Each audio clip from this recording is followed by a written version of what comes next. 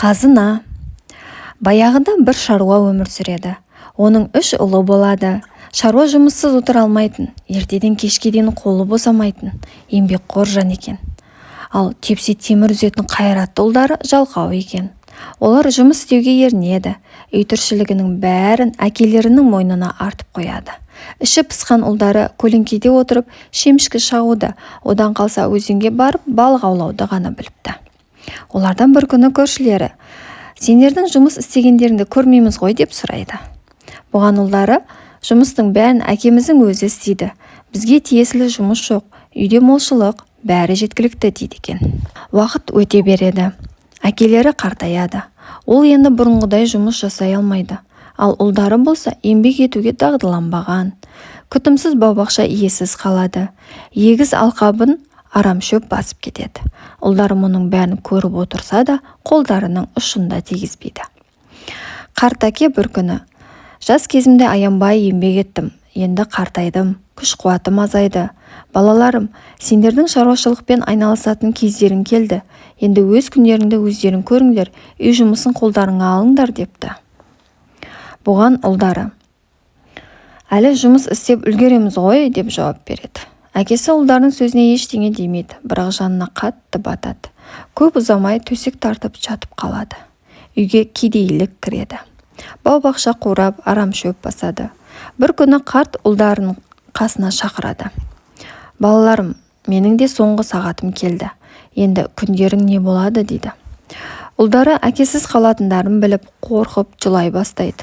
Үлкен ұлы: "Әке, бізге өсиетіңді айт, біз қалай өмір сүреміз" деп ақыл сұрайды.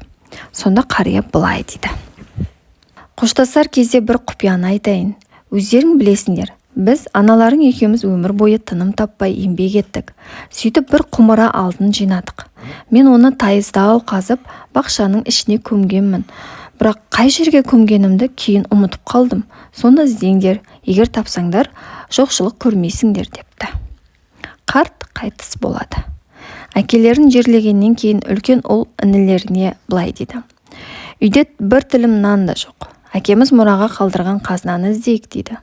Үшеуі күректерін алып бақшаны қазуға кіріседі. "Біріміздің соңымыздан біріміз қазып отырамыз. Алақандай жер қалдырмаймыз. Сөйтіп қазынаны табамыз" дейді үлкен ұл. Олар алақандай жер қалдырмай жерді мұқият қазып шығады. Бірақ қазына табылмайды. Кіші ұл: "Шамасы біз тайыздау алған шығармыз. Тереңірек алып тағы бір қазып шығайық" дейді.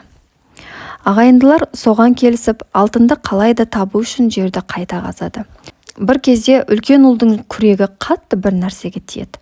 Оның жүрегі дүрсілдей соғып айқайлап жібереді: "Таптым! Тезірек мұнда келіңдер" дейді. Інілері жүгіріп келеді. Үшеуі әлгі жерді ұқыптап қазады. Сөйтсе бұл ауыр қара тас болып шығады. Өкінішті-ақ әрине. Енді олар тасты не істейміз деп ойланады. Ортаншы ұл: "Мұны сайға апарып тастайық, бақшаның ортасында несіне жатады" дейді. Олар тасты сайға апарып тастап, жұмыстарын әрі қарай жалғастырады. Бақшаны екінші қайтара қазып шығады. Алайда бұл жолы да ештеңе таба алмайды. Үлкен ұл: "Жер жақсы аударылды. Оны енді босқа жатқызбайық, жүзім отырғызайық" дейді. Оны інілері: "Дұрыс" деп қостай бастайды. "Қазған еңбегіміз босқа кетпесін, осы жерге жүзім отырғызайық" дейді. Олар аударылған жерге жүзім шыбықтарын отырғызып, күтіп баптайды. Уақыт өте келе жүзімдік жайқалып өсіп шығады. Ағайынды жігіттер мол өнім жинайды. Өнімнің біразын сатып, қыруар ақша табады. Тапқан ақшаларын ортаға салып, өздері дөңгелене отырады. Сол кезде үлкен ұл айтады: "Әкеміз айтқан қазына, оның өсиеті, қалдырған мұрасы осы екен ғой" дейді. Міне балалар, бүгінгі ертегіміз аяқталды. Енді жатып ұйықтаймыз.